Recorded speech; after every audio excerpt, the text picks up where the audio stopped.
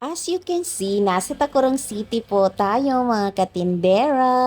And para sa inyong kaalaman, ay hindi po tayo pumupunta dito para sa wala lamang. Oo, nandito tayo sa ating supplier. Kaya naman, sa mga nagbabalak magpatayo ng motor parts business, ay subukan nyo po dito sa motor parts na ito sa may timber po sa may Tacurong City dahil maganda po yung kanilang mga produkto.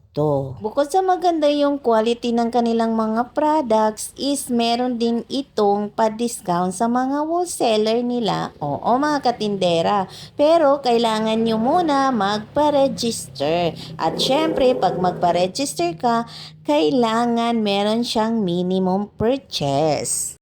Para lang naman yun sa first PO mo mga katindera dahil sa next PO mo is kahit hindi na siya aabot sa ganung amount. At ayan na nga mga katindera, pauwi na kami sa mga oras na yan at naghahanap nga kami ng matra at ang hirap nga hanapin mga katindera dahil wala nga sila dito sa may Esperanza. So yun lamang, happy earning!